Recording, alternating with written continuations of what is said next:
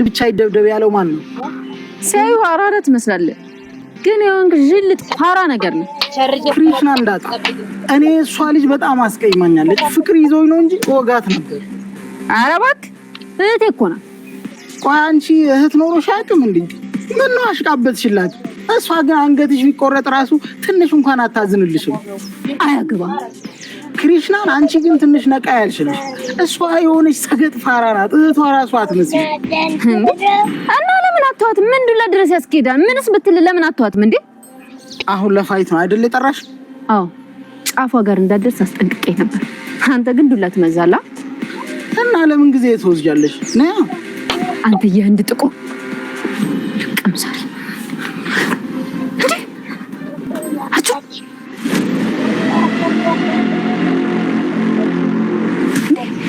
ለኒሻንካርቱ የዳጣ ጉድ እንደቀጠለ ነው ትላላችሁ። ዳጣ እኔ ዛሬ በደንብ ያሳቀችኝ እንግዲህ ተመልካቾቻችሁ በባለፈው ሳምንት በባለፈው ክፍል እንዳየ ነው በክፍል 35 እንዳየ ነው እንግዲህ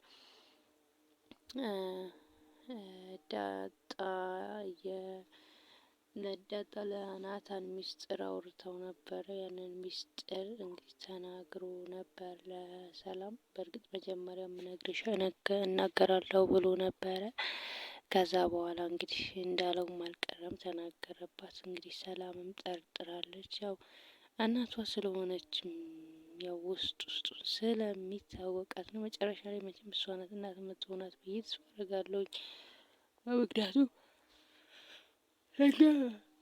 ለኛ ለተመልካቾች በጣም ግልጽ ነው እንግዲህ ያልገባቸው እነ ማርታና ቤተሰቦቹ ናቸው እንጂ እና እንግዲህ ያንን ሚስጥር አውጥቶባት በጣም ተናዳለች። ሲቀጥል ደግሞ ሰላም ለማጣራት በጣም ቸኩላ ነበር። እስክትመጣላት ምናምን ቸኩላ ነበረ። እንግዲህ መታ ስጠይቃት በቀልድም በምንም በምርም ማስታከል እንግዲህ እውነቱ የድሮ እንደሆነ ምናምን አድርጋ ለሰላም ማሳምናታለች ማለት ነው። ግን ሰላም ያው አላመነችም። ለጊዜው አመልጣለች እንበላ መለጠቻት እንጂ አላመነቻትም። ናታንም እንግዲህ ሁለተኛ አንተ ሚስጥር ብነግርህ ነግሬሃለሁ፣ ታገኘኛለህ፣ በሆነ መንገድ ደግሞ እንገናኛለን እያለችው ነበር። እንግዲህ ያው ሌላው ደግሞ የጋሽ ደረጀ ነው። ጋሽ ደረጀ 1 2 3 ወደ እርምጃ እየተራመደ ነው። ምክንያቱም ያው ልጁ ለመሆን እንደሆነች ለመናገር ያው 1 ወር ነው ለልጁ የሰጣት። 1 ወር በኋላ እናቷን እንደሚነግራት ምናምን እንትን ብሏታል። እንግዲህ አባትነቱንም ሊያውጅ ነው መሰለ እግድ መንገዱን ማለት ነው። ቆይ ጋሽ ደረጀ ግን ይሄኛው ልጅ እሱ መሆኑን አላመነም። እንዲህ ማለት የተረገዘው እኮ እሱ ነው። በስካር መንፈስ ስላተረገዛት እንግዲህ ከብደዋል መሰለኝ ማለት አላወቀም መሰለኝና እንግዲህ በአንድ 2 እዳ ሲመጣበት ብዙ እዳ ነው። ኧረ ብዙ እዳ ነው ያለበት ሰውዬ። ግን መቼ እንደሚገላገል አናውቅም እንጂ ብቻ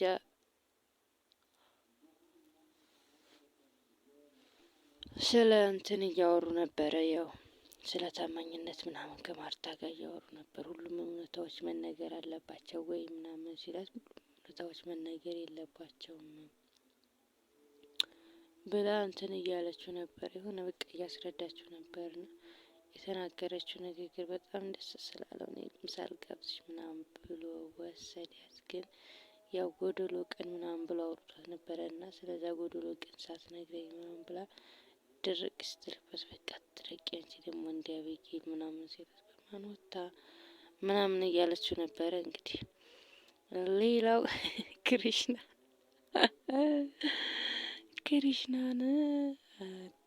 በስመ አብ ጠግባ ነበር አበረደላት እንዴ።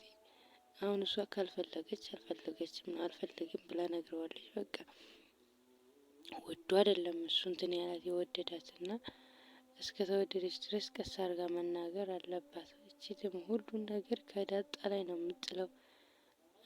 ሰው በጥፊ ተማታ ዝንጀሮ ነው ምናምን ከሷ ብሶ ደግሞ ዝንጀሮ ምናምን የተባለ አይሰደብም። እንደኔ ይገባታል ነው እንግዲህ ዝንጀሮ ነው ብላ ሰደበችው። ዝም አለ። በጥፊ ያለች አላችሁ እንግዲህ አላስቻለውም። አፈቀርኩሽ እንጂ ጅል አይደለም ብሎ ወስዶ ለጠፋት። ስለዚህ ይገባታል ነው የስራዋን ያገኘችው እንጂ ክሪሽናን አላጠፋም። ፒየር አይዳት ፒየር እያለ ባቆላመጠ እንዲህ ምን በወጣው ነው በጥፊ የሚመታው። እንኳን አዘጋት እንኳን ለጠፍካት በደንብ ብጨምርላት ራሱ ደስ ይለ ነበረ። እንዲህ ከዛ ተመልሳ መጣ አንቺ ነሽ ከፍለሽ ያስደበደብሽኝ ብላ ደበ ዳጣ ጋር ጓገጭ ብዳታረም ስለ ነገሩም አታውቅም። እሱ ሲጀመር ያው እሷ እንደሆነች እና ከእህቴ እንዳትደርስ ምናምን ብላ ነው አስጠንቅቃ የላከቻት። ይህ በአቤጌል መደብደብ ምክንያት ያው ቤተሰቡ እንትን ብሏል ማለት ነው። እና እሱም ከስሺ እስር ቤት ነው የምከተው እያለች ነበር። አባትየውም መጀመሪያ ጥፋቱ መጠራት አለበት እያለ ምንም ቢሆን ምን ሴት ልጅ መማታት የለበትም። አዎ ይገባል። ግን እሷ ደግሞ ንግግሯ በጣም ከባድ ነው። የሆነ